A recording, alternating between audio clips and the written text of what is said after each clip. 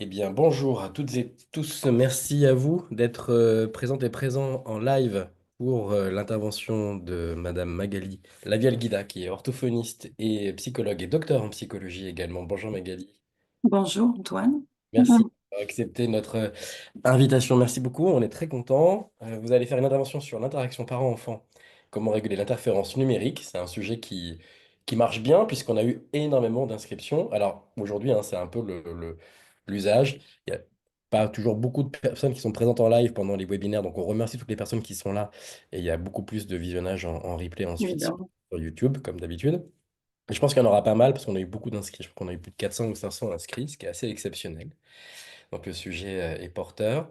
Je rappelle juste les règles, après je te laisse intervenir. Les règles, c'est donc 30 minutes de présentation de ta part sur ce sujet. Je réactiverai donc ma caméra à peu près aux 30 minutes et je te laisserai finir ton intervention. Et ensuite, ce sera 30 minutes de questions posées par la salle. C'est pourquoi je vous invite toutes et tous à poser vos questions à mesure dans le chat, même pendant l'intervention de Madame Magali Lavial-Guida. Et ce sera mon rôle donc de ensuite les reformuler de manière à ce que tu puisses y répondre de manière facile. Voilà, je vous laisse tranquille. Merci encore Magali et à tout à l'heure. Si. Bonjour à tous et toutes. Merci Antoine et merci Edwige, Catherine et merci d'une façon générale à Octopus de m'avoir proposé ce 30 minutes avec. Donc effectivement, je suis orthophoniste de formation initiale. J'ai aussi un master 2 de psychologie et j'ai un doctorat de psychologie cognitive.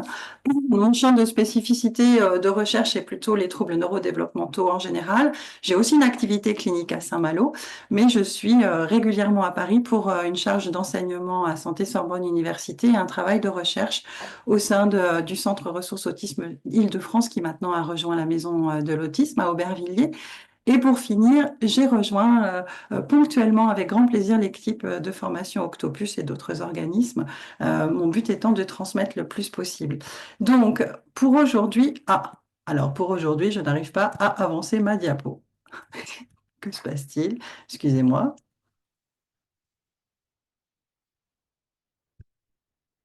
Pourquoi? Ah, ça y est, un petit lag.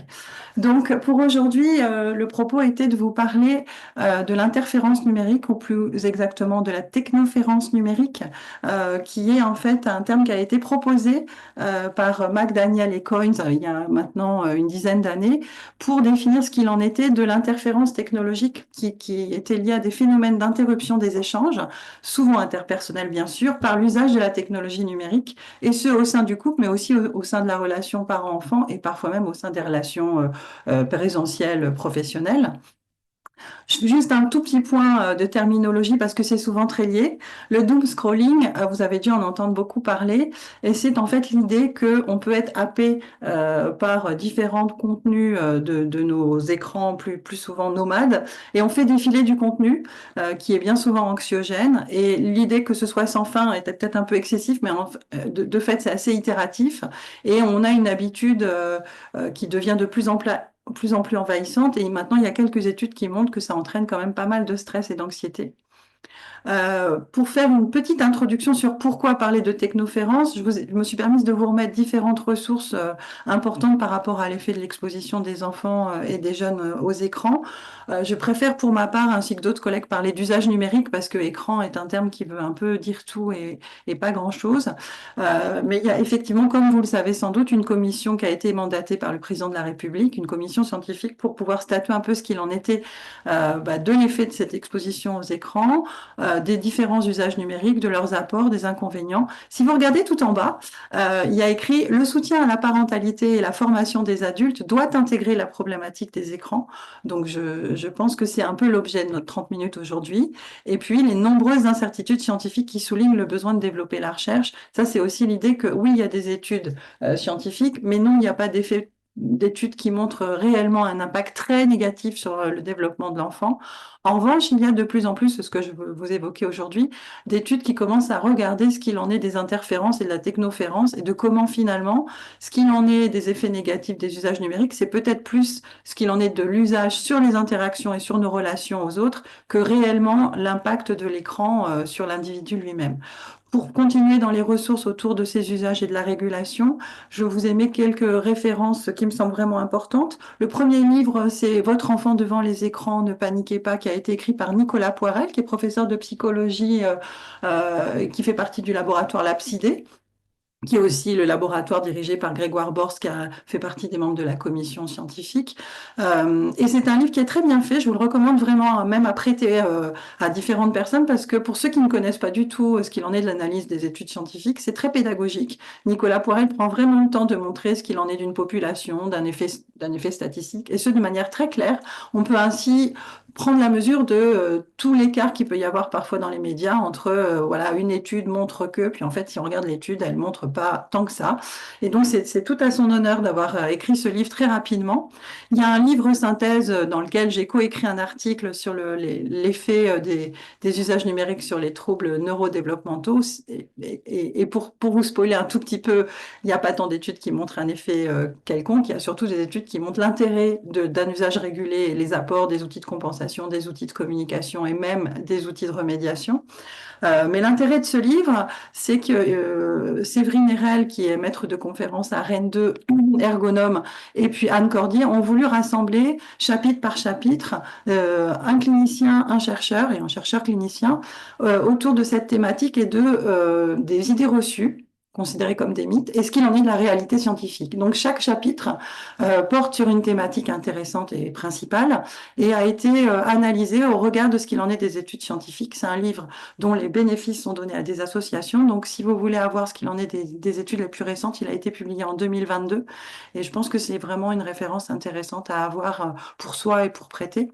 Et je vous ai remis les références du numéro ANAE qui avait été publié en 2022, notamment parce que j'ai coécrit le debunk de l'étude. Sur les dessins, il y a eu beaucoup de dessins qui circulaient extraits d'une étude qui n'était pas du tout une étude publiée dans un journal scientifique à grand, on va dire à comité scientifique.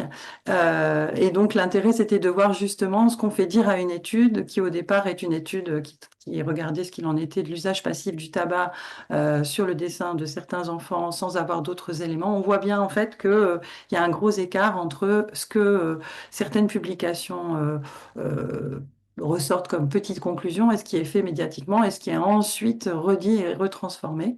Et puis encore deux autres références, la table ronde qu'on avait réalisée aux rencontres de l'esprit critique sur cette question, et puis tout récemment le podcast qu'a réalisé France Culture avec Séverine Erel sur l'impact des écrans, qui va nous occuper un peu plus aujourd'hui, enfin en tout cas qui pourra vous permettre d'approfondir un peu plus, parce que là elle aborde ce qu'il en est du doom scrolling, ce qu'il en est de ce qui nous concerne, le multitasking, c'est-à-dire pardon, le fait d'avoir plusieurs tâches en même temps, et parfois il faut bien admettre plusieurs écrans en même temps, c'est tout l'objet de notre 30 minutes, enfin une partie.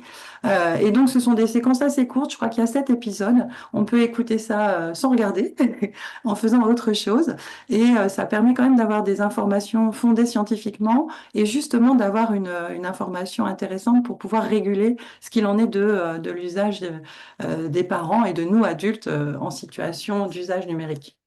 Donc voilà notre propos, et je vais remonter un tout petit peu ça pour pas trop nous... Voilà. Notre propos est vraiment de s'interroger sur la place que l'écran occupe. En tout cas, ça a été vraiment une interrogation qui devient pour moi de plus en plus importante, parce qu'en fait, la question qui ressort toujours des études scientifiques, c'est l'importance de la catégorie socio-professionnelle des parents, l'importance de ce qu'il en est en fait de la famille et de la présence de jeux ou pas, autres bien sûr que jeux vidéo. Et donc, est-ce que c'est vraiment l'écran, soit l'usage numérique qui pose problème ou le manque de lien, d'interaction et de jeu? Et donc, on a de plus en plus, enfin, à partir de 2018, vous voyez, on a une étude assez intéressante de Mirowski qui a essayé de montrer en quoi, finalement, l'usage de l'écran et notamment du smartphone par la personne qui s'occupe de l'enfant, le fait que cette personne puisse être captée par l'écran et ne plus porter son attention aux interactions avec le tout petit, eh bien, l'analyse de ces différentes dyades a montré qu'en fait, on se retrouvait dans une situation qui était comparable aux réactions et aux situations expérimentales de still face. Alors, pour faire une synthèse et vous préciser ce qu'il en est du still face que vous connaissez probablement, c'est Tronick et Toll, il y avait Brazelton dans les premières études, donc vous voyez, dès 1978, qui ont regardé ce qu'il en était de l'absence d'interaction, c'est-à-dire de situation diodique, bien souvent c'était avec la mère, avec une maman qui interagissait avec son tout petit, parfois un bébé de 4 mois, très dynamique dans l'interaction, avec des mimiques faciales, avec du regard adressé, avec beaucoup d'émotions partagées, et puis de manière assez redoutable, c'était expérimental, adopter ce qu'on appelle un still face, c'est-à-dire plus aucune expression, plus aucune réaction. Et ce qui a été étudié, c'est les réactions de cet enfant face à cette absence d'interaction et à cette rupture de l'échange. Et on voit l'enfant qui commence à développer de nouvelles mimiques faciales, qui se met à essayer d'interagir au niveau moteur davantage, à pointer, à interpeller. Et puis finalement, lorsque ça fonctionne pas, il commence vraiment à s'agiter, et puis il crie, et puis il finit par pleurer jusqu'à ce que l'interaction soit rétablie. Ce que Tronic et son équipe ont montré, c'est que des ruptures comme ça, plus ou moins intentionnelles d'échange, il y en a dans le quotidien, et qu'on peut bien sûr réparer l'interaction et faire en sorte que ce soit pas plus problématique que ça, à condition que ce ne soit pas répété, et puis qu'on se réengage de nouveau dans l'interaction. Ce qui est intéressant, et c'est pour ça que ce qui est intéressant et en même temps vraiment important à signaler, c'est que ce qu'ont fait Miroski, c'est de voir ce qu'il en était quand effectivement nombre de parents sont en situation de regarder leur écran et plus d'interagir avec leurs petits.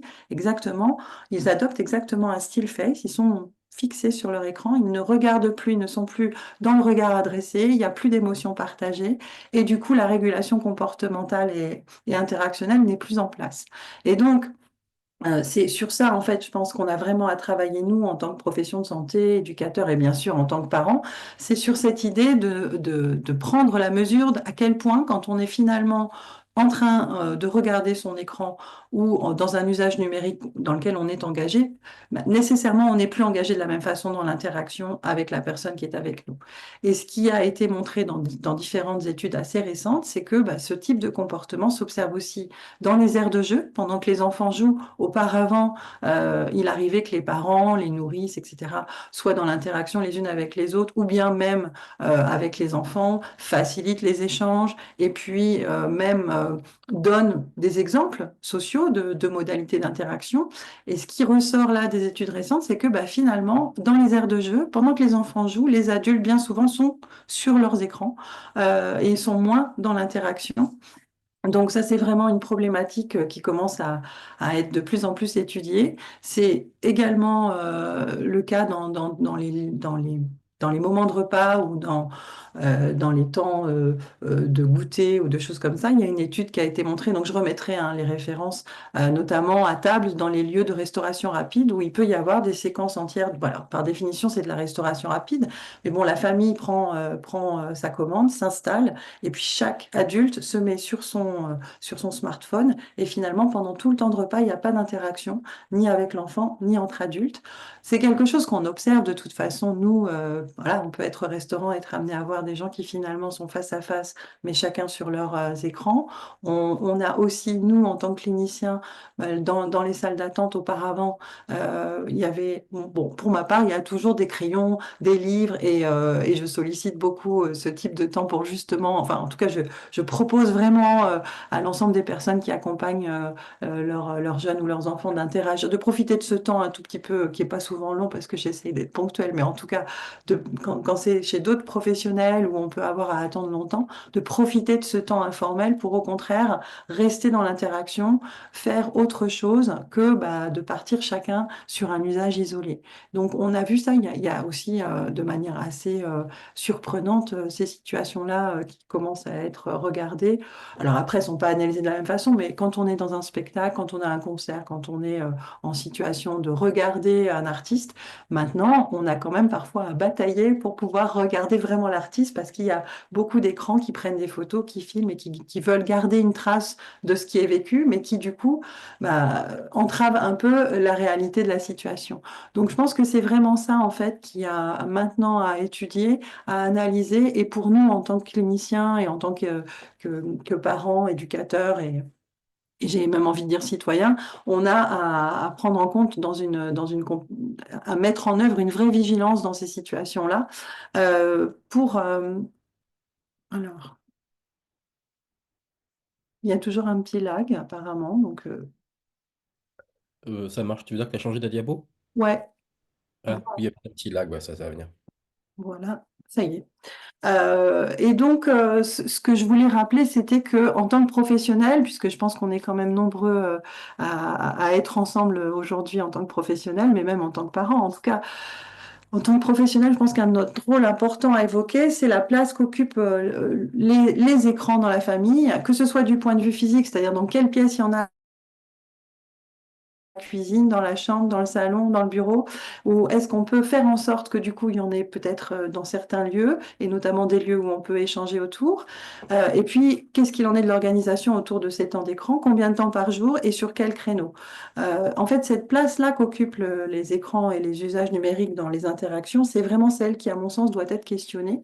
Est-ce que l'écran entrave la relation? Est-ce qu'il vraiment il est source d'échappatoire pour les personnes qui sont en présence ou peut-être sans être échappatoire, juste d'occupation attentive, mais de désengagement dans la situation d'interaction, ou au contraire, est-ce qu'il est un support de partage et de communication? Parce que c'est surtout ça, en fait, qu'on va avoir, nous, à gérer, c'est faire en sorte que ces usages numériques, loin d'être diabolisés, parce que de toute façon, ils font partie de notre quotidien, les diaboliser, à mon sens, et on est quand même beaucoup à penser ça, ne va faire que limiter la vigilance et ne va pas aider à réguler l'usage. Je pense que l'intérêt, c'est vraiment de reconnaître ce qui est le cas, que ces supports, ces écrans et ces usages numériques sont des supports aussi de partage et de communication. On a quand même eu la situation de confinement qui nous a montré combien, bah, comme on était un peu tous confinés et sans possibilité de pouvoir rejoindre physiquement nos proches, on a pu les rejoindre via des usages numériques. Et dans ce cas-là, on a bien vu que c'était support de partage et de communication et maintien de liens. Donc c'est là en fait où il faut vraiment s'interroger. Et ce qu'on a pu voir, et donc je ne vous ai pas détaillé toutes les études, mais il y a vraiment de plus en plus d'études qui montrent que l'exposition des parents aux usages numériques et aux écrans est tout aussi problématique que celle des enfants, voire même plus. C'est-à-dire que c'est vraiment important que les parents puissent porter leur regard, l'attention, évidemment, comme vous le savez, sur leurs enfants et que les enfants ont besoin du regard et de l'attention parentale pour pouvoir évoluer, pour pouvoir se développer, y compris les ados, d'une façon un peu différente, mais effectivement, et bien sûr, entre nous, c'est aussi valable. C'est pour ça que les auteurs, quand ils ont parlé de technoférence, ont tout de suite évoqué aussi les relations interindividuelles, intra-individuelles et les relations de couple. Pour moi, il y a vraiment trois points qui me semblaient importants, pardon, à aborder. Il y a la notion d'alternance, c'est-à-dire que ce soit pour les parents ou que ce soit pour les enfants, les jeunes, il y a vraiment une importance à encourager la diversité des activités numériques et puis de privilégier les pratiques numériques qui vont être créatives et interactives. Euh, je vous redonnerai par âge un peu les pistes qu'on peut avoir pour aider à réguler, mais encore une fois, notre propos aujourd'hui, c'est de réguler la technoférence qui concerne les adultes, mais ça va nécessairement être utile si on est dans des activités de partage en tant qu'adulte, on va être dans des activités interactives avec nos enfants. Et donc, il y a quantité de possibilités, créer un album photo en ligne, créer des dessins, élaborer des jeux et des situations d'échange d'albums pour la mamie qui va être au loin. Enfin, il y a plein de situations maintenant et de supports qui permettent vraiment d'être à la fois dans de la création et de l'interactivité. Et c'est effectivement vers ces activités-là qu'on peut essayer de guider les parents. Bien sûr, l'accompagnement, c'est-à-dire que ce qui est important, c'est qu'en tant que parent, on puisse parler, échanger avec l'enfant ou le jeune à propos des usages, et puis faire en sorte que cet usage soit support de médiation. Ça veut dire aussi qu'après tout, si notre ado a un jeu qu'il apprécie, on peut peut-être regarder et jouer avec lui, si on est intéressé par le jeu, hein. Bien sûr, l'idée, c'est pas de se forcer, mais souvent, ça peut vraiment être un support de médiation et de maintien de lien, tout en restant un usage modéré. Et puis, bah, l'autorégulation, elle va commencer par nous en tant qu'adultes. Alors maintenant, je pense que vraiment, il y a vraiment beaucoup de smartphones, de tablettes qui ont, dès l'installation, un petit logiciel, une appli qui permet de voir le temps d'usage d'écran qui a été réalisé par l'utilisateur. Donc, on peut soi-même regarder ce qu'il en est de notre usage, la durée, et il y a bien souvent l'analyse de quel type d'application a été mis en œuvre dans cet usage, parce que bien sûr, si on utilise sa tablette ou son smartphone comme GPS et qu'on traverse la France, on va avoir un temps d'écran très long qui va être finalement un temps d'écran pour conduire et qui n'aura pas nécessairement été source d'entrave à la communication dans la voiture ou de lien. Mais par contre, effectivement, si on a un usage des réseaux sociaux avec peut-être une grosse tendance au doom scrolling, là, il y a lieu de s'interroger. Et donc, parfois, c'est tout le propos du doom scrolling, hein. On commence, on lit quelque chose qui nous intéresse, et puis finalement, il y a un lien qui va nous attirer vers autre chose, et puis on scrolle, et puis on scrolle, et on se retrouve à être une heure dans un usage numérique qui était absolument pas prévu, pas planifié, et qui parfois va être chronophage pour d'autres activités. Donc, l'idée d'autorégulation, évidemment, elle commence déjà par soi en tant qu'adulte, en tant que parent, et puis elle se construit avec l'enfant et le jeune. Déjà, réussir à nommer les différents temps d'écran pour soi, hein, c'est ce que je viens d'essayer de vous préciser. Et puis, d'essayer toujours de cibler et d'encourager soi-même et le jeune à associer cette pratique numérique à une durée, de manière à pouvoir se dire, OK, bah là, pendant une heure, enfin de telle heure à telle heure, tu peux faire ton jeu vidéo, et que du coup, bah, ça puisse être possible pour lui de dire, OK, c'est l'heure, je fais autre chose.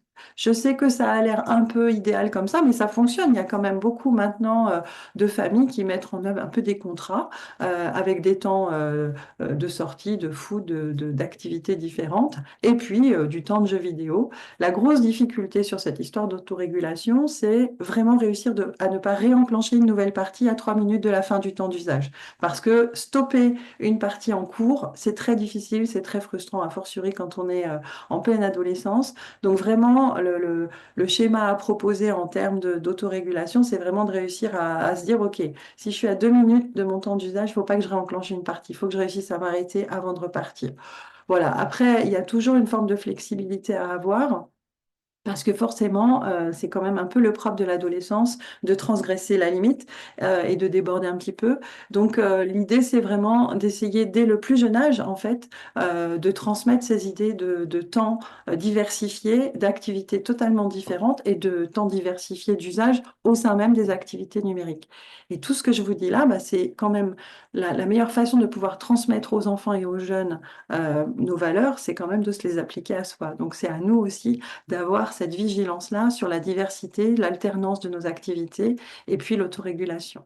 Je vous ai remis des propositions qui ont été faites par la commission scientifique et puis par d'autres propositions. En général, j'ai essayé de vous faire une synthèse parce que je trouvais que c'était intéressant de vous redire, voilà, en gros, avant 3 ans, ce qui prime, c'est le sensorimoteur, le perceptif et les interactions physiques. Donc, jouons, parlons. Arrêtons la télé et sortons ou restons à l'intérieur, mais on est dans des jeux plutôt sensorimoteurs et dans du langage partagé et dans des champs.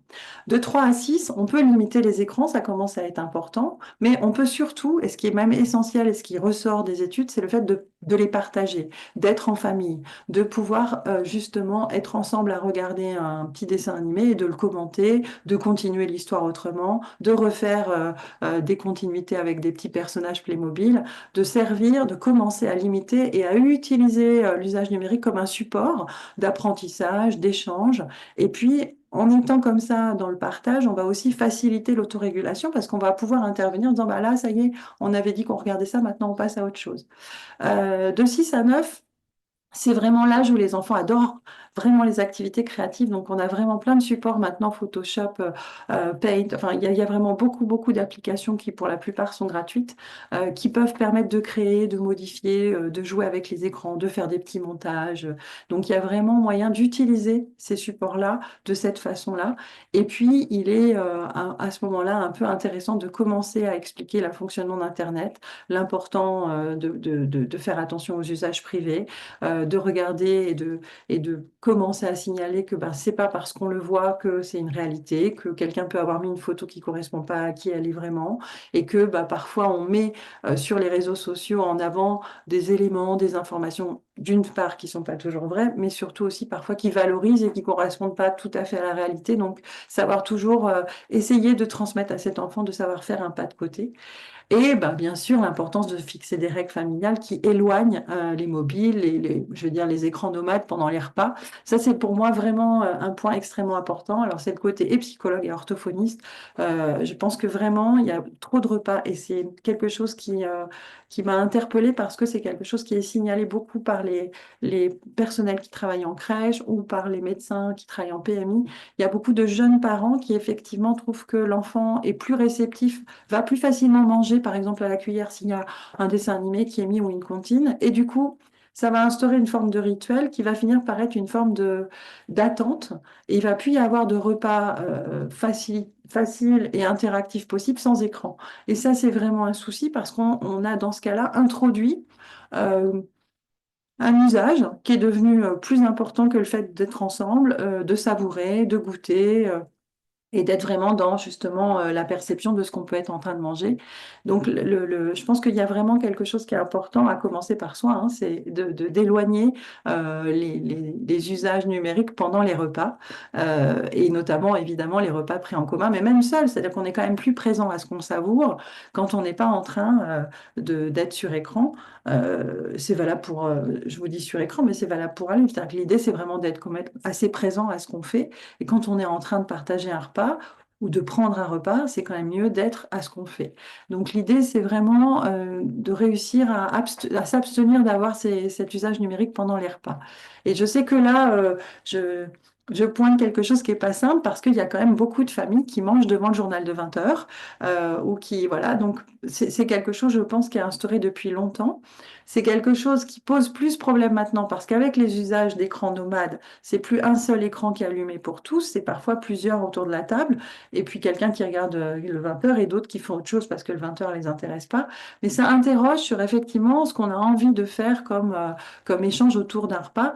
Après, ça n'empêche pas de faire un repas télé une fois, d'instaurer un plateau repas ponctuellement. Enfin voilà, l'idée c'est de réussir à avoir un contrat familial qui fait en sorte que tout de même les repas soient source d'échange et de partage et pas d'isolement. Pour revenir aux propositions, de 9 à 12 ans, ça va devenir assez important de transmettre la notion de prédateur numérique, hein, je veux dire, de faire attention à ses données personnelles et de savoir protéger ses échanges.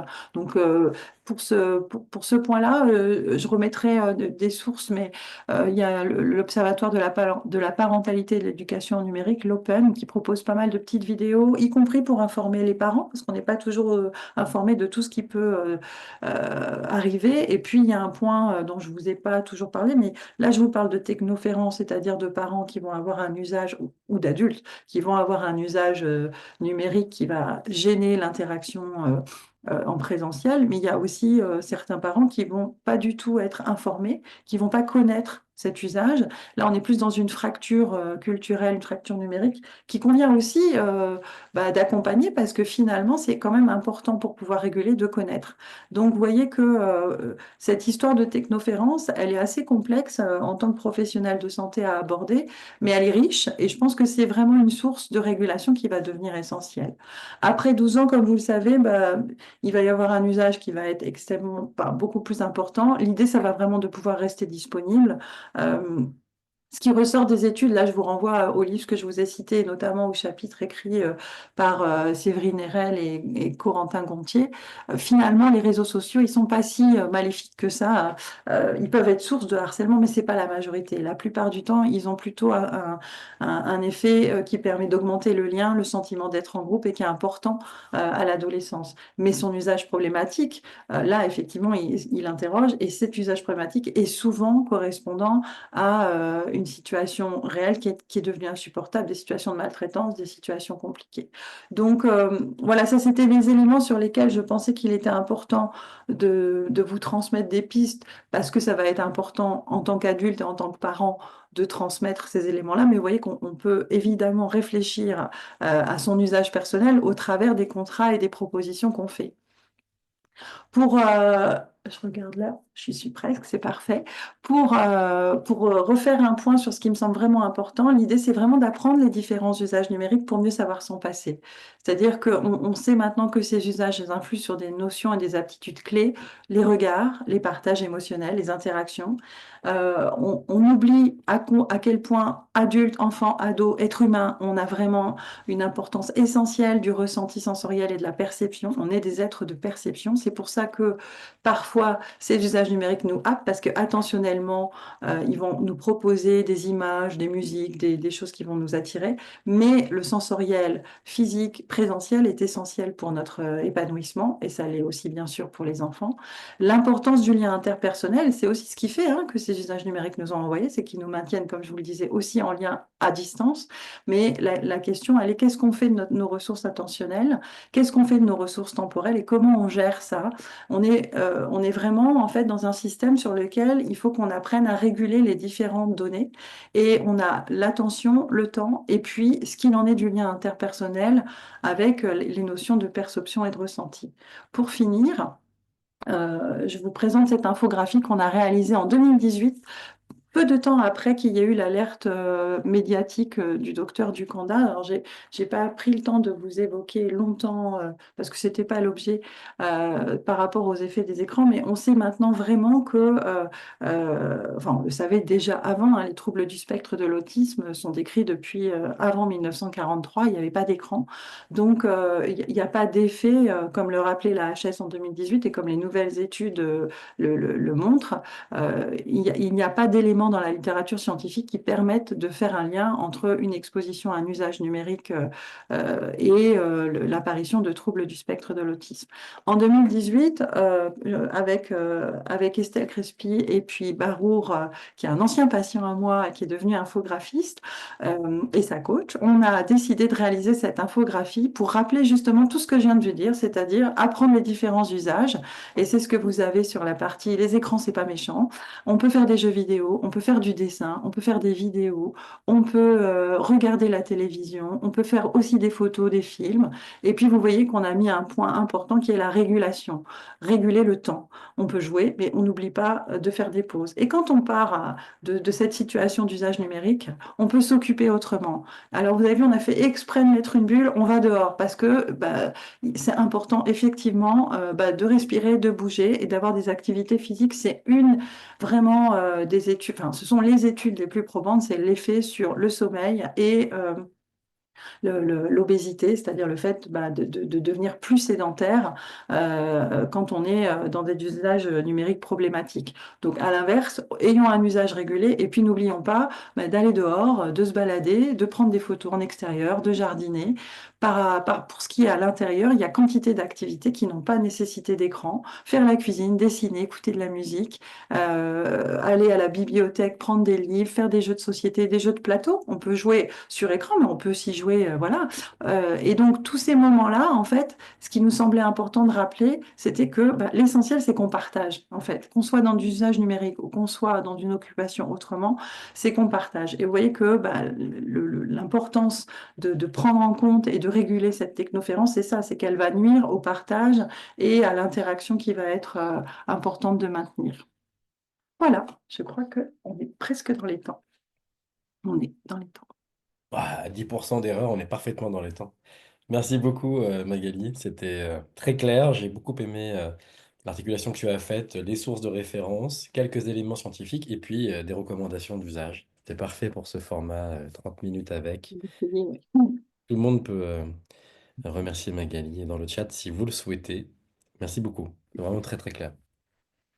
Alors, pour l'instant, nous n'avons que deux questions. Donc, je réappelle le public à ne pas hésiter à poser des questions. Moi, je peux en poser quelques-unes, mais vraiment, l'idée, c'est de répondre aux vôtres.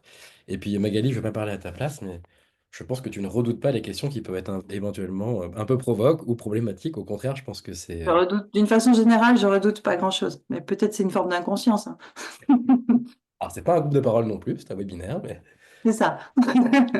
Alors, première question de Lumna Bougabi. Je suis consciente que cette information concerne les écrans, mais qu'en est-il de la lecture d'un livre? Un parent pris dans sa lecture est tout aussi inattentif aux interactions. Oui, oui.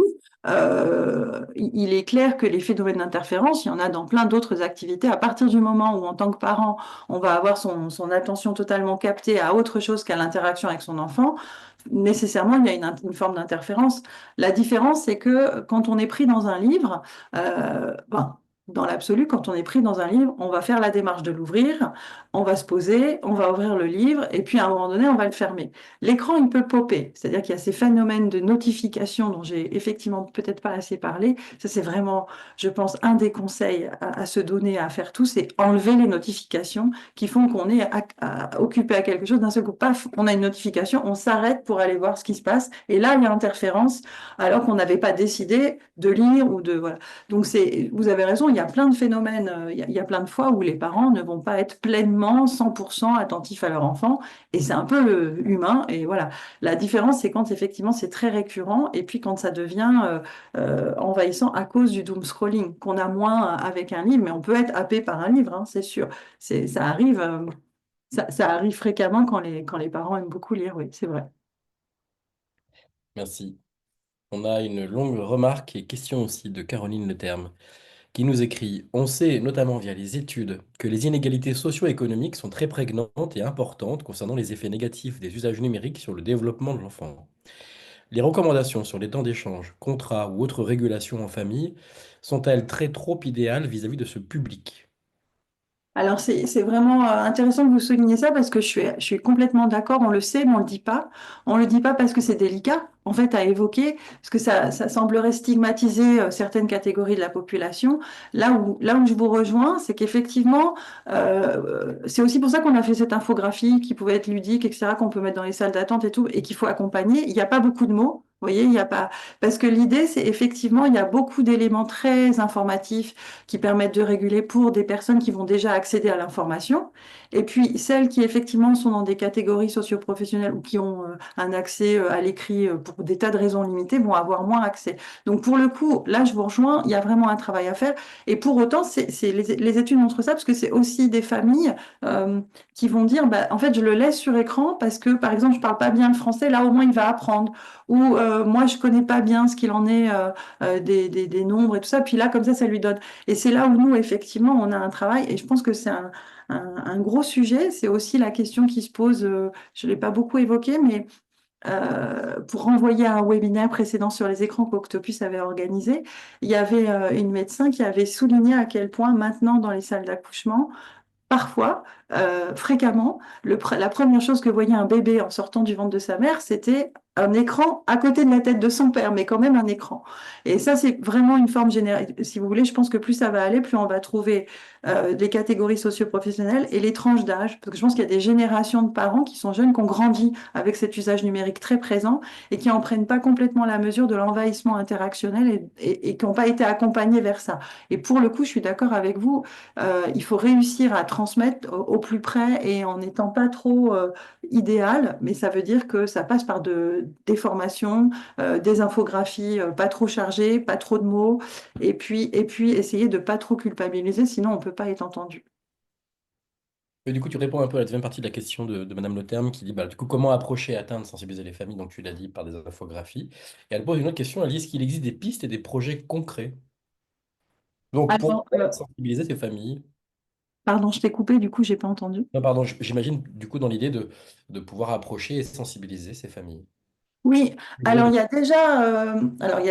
a depuis quelques années une association qui s'appelle Papoto, ça veut dire Parentalité pour tous, et qui propose des courtes vidéos de transmission du développement de l'enfant, parce que parfois ces familles, elles n'ont pas toujours les pistes qu'on peut avoir dans d'autres catégories socio-culturelles, des étapes du développement de l'enfant, de l'importance de l'imitation, de l'importance du jeu, elles ont, et puis parfois, elles ont aussi une quantité de travail ou une disponibilité liée à leur travail qui n'est pas là. Donc il faut trouver des moyens de les accompagner vers ça. Et le propos de Papoto, c'est de faire des courtes vidéos, des ateliers de sensibilisation dans les cités. Alors il y a maintenant vraiment plein de formations qui sont proposées par la CAF, enfin des partenariats avec les PMI. Il y a des familles, par exemple, qui sont pas à l'aise pour jouer avec leurs enfants. Il y a des gens qui sont à l'aise, d'autres pas. Donc, quelles alternatives on peut trouver pour pas laisser l'enfant jouer tout seul, puis soit, bah, comme on s'ennuie, on est sur son téléphone, faire la cuisine ensemble. Enfin voilà, il y a des pistes. Et effectivement, je pense que c'est un gros travail qu'on va avoir à mener, mais aussi en termes de formation au sein des crèches, au sein, voilà, dans des temps de rencontre avec les parents. Merci beaucoup, Magali. Alors, un spectateur anonyme, déjà, premièrement, te remercie, dit merci beaucoup. Quid de l'addiction pour les écrans, souvent présente chez les jeunes avec troubles du neurodéveloppement? Les systèmes de contrat et de renforçateurs positifs ne fonctionnent pas toujours sur le long terme. Il en résulte alors un important déséquilibre occupationnel. Ah si, c'est signé Damien Couveau qui est ergothérapeute. Bah écoutez, moi je vous rejoins pas sur le souvent présente l'addiction souvent présente chez les jeunes avec un trouble neurodéveloppemental. J'ai pas trouvé d'études là-dessus. Alors peut-être que c'est quelque chose que vous observez cliniquement, mais la chose quand même, c'est que par définition, nous, dans nos cabinets, on reçoit les personnes qui ont des particularités et des problématiques, sinon ils n'ont pas eu l'intérêt de venir nous voir. Donc on a un biais de recrutement et donc un biais de perception par rapport à ces usages-là. Alors, pour répondre à la deuxième partie, comment on fait pour établir un contrat? Là, c'est vraiment effectivement.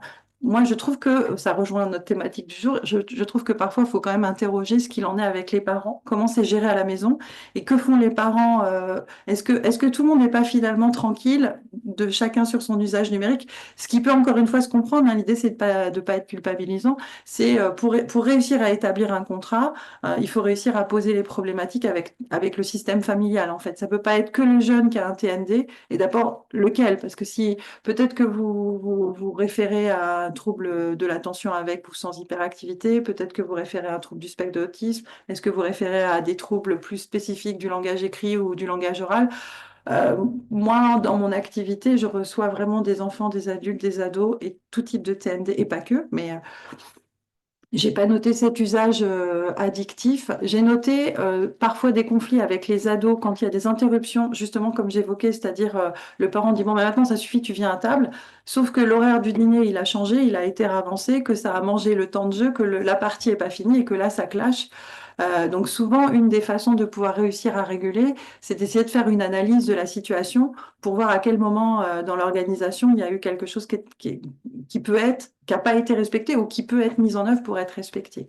Euh, je vous rejoins pas complètement sur l'importance de l'addiction dans les TND, mais si vous avez des éléments, je...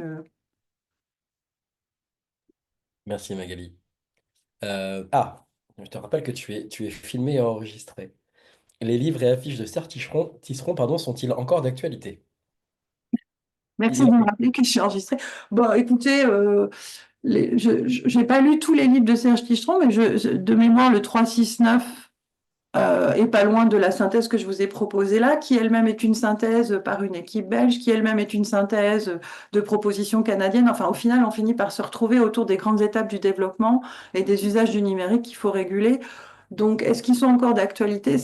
Pour le coup, c'est pas tellement, puisque je suis filmée, enregistrée, c'est pas tellement les propos de Serge Tisseron qui me semblent pas d'actualité que ceux de Sabine Duflot et d'Anis Ducanda, qui pour le coup me semblent erronés et un peu problématique parce que évoquer une forme d'autisme qui serait liée aux usages, c'est pas prouvé et c'est stigmatisant et ça risque d'avoir des conséquences importantes. Ça l'a eu, hein. Il y a eu des enfants autistes au moment de la sortie de vidéos du docteur Duconda qui ont eu leurs outils de communication retirés dans les écoles parce que l'écran provoque l'autisme, donc on enlève l'écran.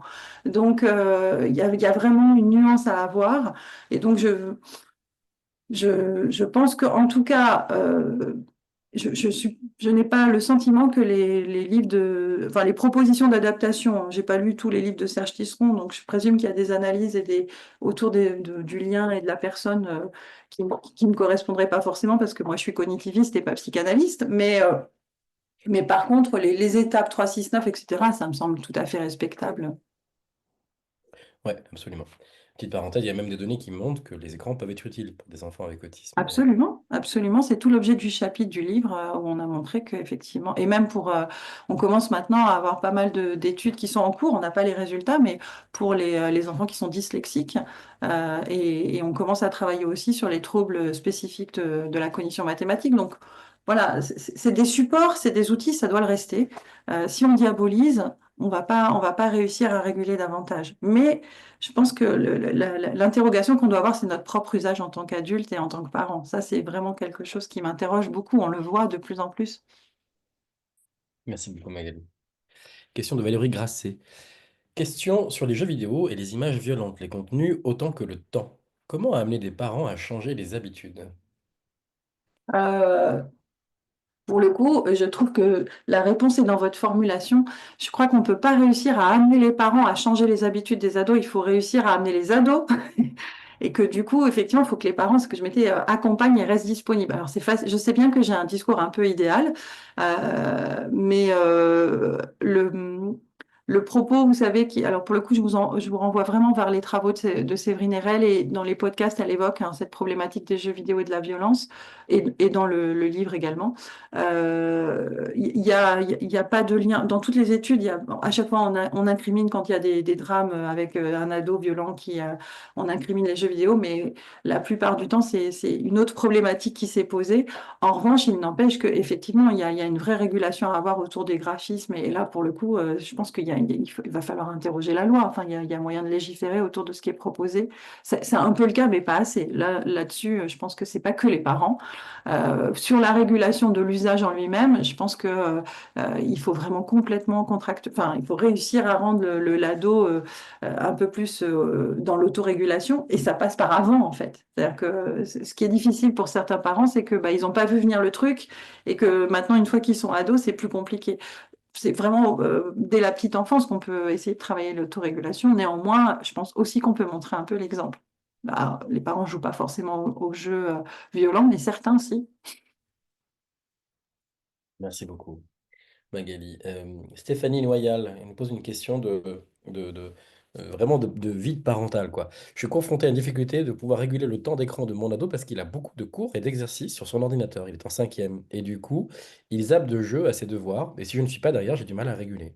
Ouais. Là, Bah, c'est vrai que c'est une vraie question d'usage, ça. oui, absolument. Ben, je pense que c'est vraiment une problématique qui va se poser pour le coup aux informaticiens de nous mettre davantage d'applis qui verrouillent le temps en fait. On a un peu ça, hein, mais il y a plein d'ados qui les craquent. Donc il y a beaucoup, il y a eu vraiment quantité de tablettes ou d'ordinateurs transmis par des départements, etc. pour soi-disant verrouiller dans dans les 24 heures, il y avait un lien pour craquer et ouvrir l'usage à autre chose. Donc, je pense qu'il faudrait vraiment qu'on réussisse à avoir des outils qui nous permettent de bloquer l'usage et le switch, quoi, le fait de ne pas pouvoir switcher d'une appli à l'autre quand il y a un temps de travail. Parce qu'après, il faut admettre que il y a plein d'outils pédagogiques qui sont très intéressants et on comprend que les enseignants puissent mettre ces supports-là en ligne. La question que vous posez, c'est vrai, c'est réussir à réguler une fois qu'il a fini, comment faire pour que boum, il bascule pas et que du coup, finalement, il passe plus de temps sur le jeu que sur son travail. Je pense que c'est pour le coup très technologique. Ouais. Merci beaucoup, Magali. Comment et où trouver des supports fiables pour communiquer avec les parents en crèche, demande Julie Lafont. Euh, Alors, bah, cette infographie, si vous l'aimez bien, elle est à disposition, vraiment. C'était le but. Et je pense que l'open, dont je vous ai parlé, mais aussi des éléments. Et il y a, à mon sens, un gros travail qui est fait en cours là au ministère pour justement mettre en œuvre des propositions avec des outils et des supports. Voilà. L'association dont je vous parlais, la PAP Auto, a un site et elle met elle aussi beaucoup de choses à disposition. Mais je pense que c'est une réflexion qui doit être menée effectivement au sein du ministère pour pouvoir avoir des outils fiables en ligne. Vous voyez, comme on peut avoir le site de la maison de l'autisme ou eh ben, avoir des références et des informations fiables en ligne à disposition. C'est vraiment quelque chose qui est en cours de réflexion. Après, vous pouvez picorer, mais à mon sens, il n'y a pas encore une plateforme assez, assez sûre et surtout d'État. Ça pourrait être vraiment intéressant de le faire. Pardon, j'ai coupé mon micro. Irma Corin de Goupil te remercie pour ta conférence et nous fait remarquer qu'elle observe que quand les parents sont fatigués, les écrans sont la roue de secours pour occuper leurs enfants. C'est vrai. Bien Oui. sûr. C'est tout le problème, enfin, c'est tout le problème. C'est-à-dire qu'auparavant, les parents, depuis toujours, quand ils sont fatigués, s'occupent plus de leurs enfants. C'est pas nouveau, ça a toujours été. La différence, c'est qu'avant, les enfants, ils devaient s'occuper avec trois bouts de ficelle et un Playmobil, et que maintenant, ils ont possiblement un écran à disposition qui va être voilà, hyper facile à mettre en œuvre et qui peut vite capter l'attention. On peut comprendre, notamment, moi je me souviens d'une maman d'un petit garçon autiste que j'avais eu pendant le confinement, qui me disait, mais au secours, je craque complètement, je le laisse devant les dessins animés, j'arrive plus, je suis fatiguée en fait, non-stop toute la journée, j'y arrive plus. Et ma première remarque, ça a été, bah, arrêtez de vous en vouloir, n'importe qui aurait craqué depuis longtemps, et d'une. Donc déjà, je pense que c'est humain, effectivement, d'être fatigué. Et je pense qu'après, il n'y a pas toujours péril en la demeure. Bah oui, tant pis, il y a un enfant qui a passé 6 heures à regarder trois dessins animés non-stop. Tant pis. La question, c'est effectivement, quand est-ce que ce parent va pouvoir se reposer s'il fait pas ça? Donc il faut bien qu'à un moment donné, il restaure un peu de sa santé. La vraie question, c'est comment faire après pour l'accompagner pour que ça ne se reproduise pas et comment. Il y a sûrement quelque chose en termes de ce que je me disais, en termes de gestion de ressources temporelles pour que bah, ça puisse se faire autrement. Et puis peut-être, bien sûr, essayer de proposer d'autres types d'activités à la disposition, du dessin, du coloriage, des puzzles, des choses. Voilà. Souvent, c'est juste une question de ressources à disposition. C'est plus facile de laisser l'écran là que d'avoir un petit meuble avec plein de trucs qui fonctionnent. C'est pas toujours le cas. C'est ce qui avait été noté dans les études évoquées par rapport aux catégories socio-professionnelles. Il y en a certaines qui montraient que bah, des fois, c'était aussi une question de ressources financières. Il y avait pas, il y avait un smartphone pour la maison, ça oui, ça avait, ou un écran de télé, mais il n'y avait pas de crayon, de feuilles, voilà, parce que bah, les gens faisaient attention à leur budget et c'est là-dessus que bah, ils dépensaient moins. Donc, ça pourrait presque faire partie d'une démarche de mettre à disposition des lots de jeux autrement. Inès Audry, une collègue psychologue, nous demande, te remercie déjà également, et demande comment très concrètement amener le sujet des écrans en consultation avec des parents s'ils ne le font pas eux-mêmes. Euh, Alors pour le coup, pour ma part, et pourtant, enfin, vous avez cru comprendre, enfin, vraiment, ma démarche, elle est de dédiaboliser pour essayer de réguler. Donc, j'ai vraiment pas grand-chose contre les usages numériques. Je trouve que ça peut vraiment être des supports d'échange, d'interaction et d'enrichissement. Et donc, je l'amène comme ça, en fait. Je l'amène toujours en disant, voilà, je vais vous interroger par rapport aux usages du numérique. Sachez que je suis vraiment, j'ai rien contre. Je suis même assez pour, à condition que ce soit bien fait. Et donc la question, ça va être comment ça se passe à la maison autour des écrans.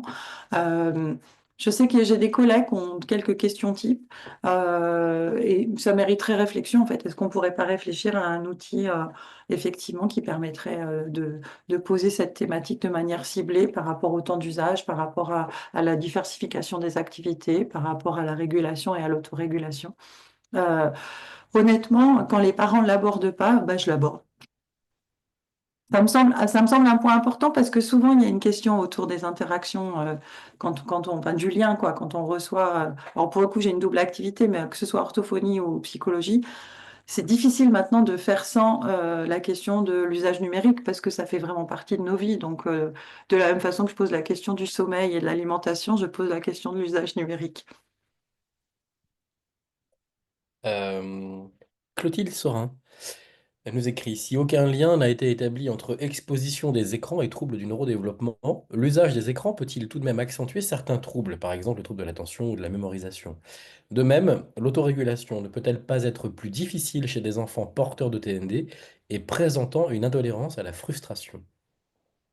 Alors, pour la dernière partie de la question, si, bien sûr, l'autorégulation chez les enfants présentant un TND, notamment ceux qui ont un trouble du spectre de l'autisme, c'est un objectif de travail en soi, usage numérique ou pas. Donc, bien sûr que ça va pas forcément être plus facile. Cela dit, vraiment, moi, ce que je note, c'est que enfin, depuis, ça fait plus de 25 ans que j'exerce auprès d'enfants autistes, j'ai jamais noté qu'ils avaient un intérêt spécifique pour les écrans plus qu'autre chose, hein. Il y en a qui vont être passionnés de voitures et de petits trous de voiture, il y en a qui vont être passionnés de bouchons de stylo, il y en a qui vont être voilà. Alors, il se trouve que Barour, qui est devenu infographe, adorait les dessins animés de Disney. Donc, il a, il a vraiment eu une passion, et il en a toujours une d'ailleurs, pour les cassettes vidéo, hein. C'est pas, voilà, il les range, il les classe, enfin voilà. Mais n'empêche qu'il est devenu infographiste. Donc après, bien sûr qu'il a fallu le réguler, bien sûr qu'il y a eu des moments de frustration, mais je pense que c'est une problématique, mais c'est pas du tout. C'est vraiment un objectif en soi, l'autorégulation auprès des personnes et des enfants qui ont un TND. Et la première partie, pour le coup, je l'ai mangée, c'était. euh, Tu peux me redire, Antoine? Excuse-moi, j'ai perdu mon cerveau avec ma toux. La première partie de la question, c'était est-ce que ça peut majorer certains types de troubles? Bah, ça a été une grosse polémique dans le rapport du conseil scientifique, de la commission scientifique, là, parce que c'est ce qui a été écrit. Et ça a fait bondir pas mal de gens, dont moi, mais surtout dont Catherine Barthélémy, qui est quand même professeure de neurophysiologie, pédopsychiatre et maintenant présidente de l'Académie de médecine. C'est vraiment une grande spécialiste des troubles neurodéveloppementaux. Et cette petite phrase, peu majorée, a posé un gros problème parce que quid des outils de communication complémentaires, quid de tous les outils qu'on a évoqués de remédiation, ce qui peut majorer un problème, c'est un usage problématique. Mais on ne peut pas accuser juste l'usage numérique de majorer. Donc, effectivement, la question que vous soulevez, c'est ça, c'est bah oui, mais s'il n'y a pas d'autorégulation, ça risque, bien sûr, mais du coup, s'il n'y a pas d'autorégulation, il faut qu'il y ait une régulation qui va être hétéro, enfin, qui va être par les entourages ou par un planning ou par, voilà. Effectivement, il faut amener de la régulation, ça, c'est sûr. Il faut travailler à ce qu'elle puisse être euh, auto-mise en place, mais l'usage qui majorerait les troubles, ce qui majore les troubles, c'est un excès quel qu'il soit. Mais pour le coup, il n'y a pas d'études qui vont dans ce sens-là et je pense qu'il faut effectivement faire attention à ce type de propos parce que ça risque de pénaliser l'utilisation de tous les outils de compensation. Il y a quand même beaucoup d'enfants qui ont des troubles spécifiques du langage oral, qui ont des outils de communication numérique, qui ont gagné en compréhension, en intelligibilité. Les autres ne les comprenaient pas. Ils signent. Moi, je connais un jeune qui a une maladie rare. Il oralise très peu. Il a une maladie très rare, hein. Il y en a 2000 au monde. Eh ben, il y en a un qui vient dans mon bureau. Eh bien, lui, il signe, il a utilisé Makaton, il a utilisé PEX, il commence à parler, enfin, il parle depuis longtemps, mais il oralise de plus en plus, et il a une tablette avec Snap dedans pour pouvoir communiquer. Ben, n'empêche que dans toutes les structures où il va, ce qu'il a préférentiellement, c'est sa tablette, parce que tout le monde ne signe pas, tout le monde ne connaît pas les pictos, tout le monde... mais la tablette qui parle et qui dit les phrases, parce que lui, il sait l'utiliser, ben, ça, c'est efficace. C'est un écran. Si on dit, ah, ça peut majorer le trouble, on lui enlève. Donc, c'est pour ça que l'idée, c'est vraiment de bien rappeler que c'est l'usage excessif et que là où vous avez raison, c'est que l'autorégulation, quand il y a une frustration, il y a une intolérance à la frustration, c'est problématique, mais tout notre travail, c'est de travailler la flexibilité et les fonctions exécutives pour qu'il y ait plus d'accès à l'autorégulation, à la régulation, puis à l'autorégulation. Marie-Vincente Torel, collègue psychologue et amie, je la salue, te remercie pour la clarté du propos et l'actualisation des connaissances et enfin, te fait remarquer que ton affiche permet justement dans sa salle d'attente d'entamer le dialogue avec les parents. C'était vraiment l'objet, merci, parce que vraiment, on a décidé de faire cette affiche pour poser visuellement avec le moins de mots possible, mais quand même Euh, mais c'est pour ça que Barour nous a été très utile parce que lui, visuellement, c'est lui qui a choisi les couleurs, par exemple le bleu, les couleurs chaudes, les couleurs froides. C'est lui qui a eu l'idée du smiley global, parce que vous aurez remarqué que quand même le ensemble partageons tous ces moments fait sourire. Et effectivement, l'idée, c'est ça, c'est de le mettre dans la salle d'attente et de s'en servir de support d'échange. Et souvent, enfin moi, les fois où ça a été évoqué, c'est souvent les parents ou les nounous, enfin, même les chauffeurs de taxi ambulance qui vont voir l'affiche et qui du coup abordent la question. Donc oui, c'est tout le but. Celle-ci ou une Élise, autre, hein, l'idée c'est vraiment. Élise Pelchat, On demande si tu connais le jeu Éduc-Écran à destination des adultes et conçu par la Fédération des écoles des parents et des éducateurs. Est-ce que tu le conseillerais? Bah non, je suis désolée, je ne le connais pas, j'irai vite voir après. Oui, ça c'est toujours terrible quand t'es en conférence. Bah, Clotilde Sorin nous écrit, si je comprends bien, les écrans ne sont pas une problématique en soi, mais l'usage qui en résulte peut le devenir s'il n'y a pas d'autorégulation, de cadre et de limites, de temps et de lieu, etc. Et si les écrans ne sont pas support de partage et de communication? Qu'en est-il si les écrans ne sont pas support de partage et de communication? bah, c'est là qu'il y a un problème, oui, en effet, si c'est tout le souci, c'est qu'effectivement, si les écrans sont support d'isolement et de fuite, parce que la réalité n'est pas agréable, bah, ce qu'il faut interroger, c'est qu'est-ce qu'on peut faire pour rendre cette réalité différente et se coller au vrai problème qui n'est pas l'écran, qui est qu'est-ce qui ne va pas indépendamment des écrans. Parce qu'en fait, l'écran est une pseudo-solution, mais s'il n'y a plus l'écran, il y aura autre chose. La problématique, c'est un peu ce qui se pose aussi. D'une façon générale dans les usages excessifs. C'est que le problème n'est pas l'usage excessif en soi, c'est qu'est-ce qui génère ça, qu'est-ce qui fait qu'il y a nécessité de l'usage excessif.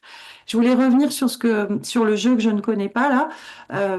J'irai voir et tout ça, mais moi, je sais qu'il y a pas mal de parents qui sont très, comment on va dire, rétifs à des phénomènes de propositions sous forme de jeu. Enfin, ils ont l'impression d'être infantilisés, pardon, etc. Donc, je pense que ça peut être vraiment super pour certains, mais que ça n'empêche pas d'avoir d'autres types de propositions parce qu'il y a beaucoup de parents qui n'ont pas envie d'être.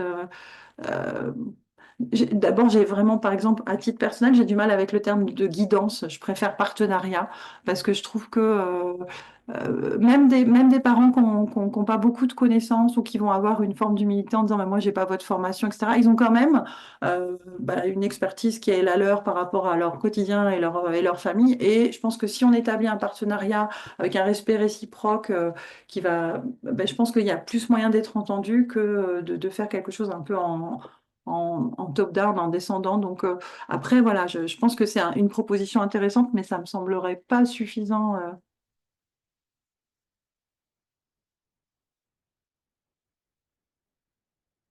Une dernière question, il y en a eu beaucoup, d'un spectateur anonyme qui dit: Bonjour, mon fils est en CP et depuis l'année dernière, l'école a pris la décision d'ôter les cahiers de liaison et de passer par l'outil informatique. Je trouve cela très dommage. C'était l'une des rares occasions où les enfants pouvaient voir leurs parents écrire et pas face à un écran. Qu'en pensez-vous? Eh ben, je pense que comme vous trouvez ça dommage et que vous êtes parent, vous pouvez écrire des cartes postales, faire des albums. Enfin, voilà, je pense que vous avez raison en soi. C'est un peu dommage parce que c'est super valorisant. C'est une façon de valoriser les échanges écrits et de montrer en quoi l'écrit est intéressant. Donc, c'est vraiment dommage. Maintenant, c'est un choix de cette école, peut-être par partie. Je ne sais pas pourquoi. Je trouve que effectivement. Mais par contre, je pense que bah, les parents, ils ont plein d'autres possibilités pour montrer l'intérêt de l'écrit. Je pense qu'il y a un usage d'envoi de cartes postales qui se perd et c'est bien dommage, et de lettres. Et de dessins, enfin, vous voyez, et je pense que par là, il y a même eu toute une chaîne maintenant de reprises d'histoires qui sont reçues à la maison avec des enquêtes à mener, qui passent que par de l'écrit et par des enveloppes. Et donc, je pense que là où vous avez raison, c'est il y a intérêt aux parents d'être vigilants et de maintenir cet usage-là de l'écrit, qui ne sert pas que à faire des listes pour aller faire les courses, mais qui peut être un petit mot, effectivement, et qui peut servir d'information. Donc, oui, oui, c'est une problématique. Après, je ne sais pas pourquoi cette école a fait ce choix-là, mais effectivement, notamment pour le CP où on rentre dans l'écrit, c'était une jolie façon de montrer l'intérêt de l'apprentissage de l'écrit. Ça le reste, mais du coup, c'est dommage pour ces élèves-là, c'est vrai. Je vous rejoins.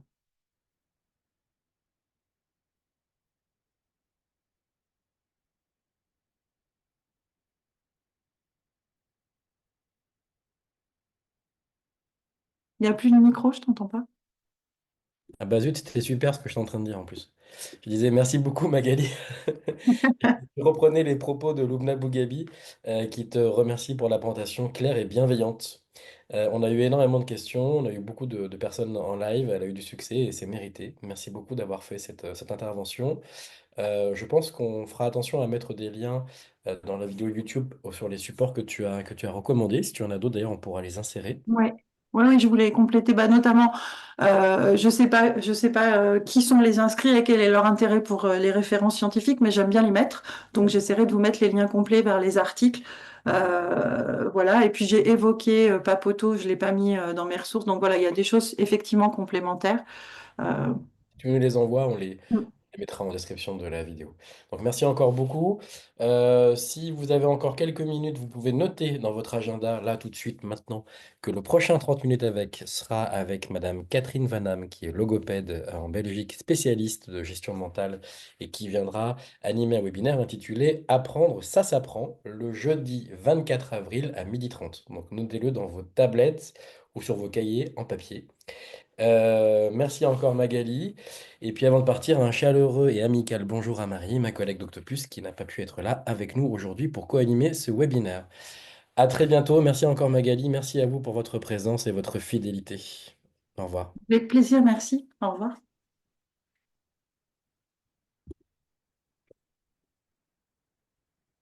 Je te renvoie un lien Magali. Oui, à toutes.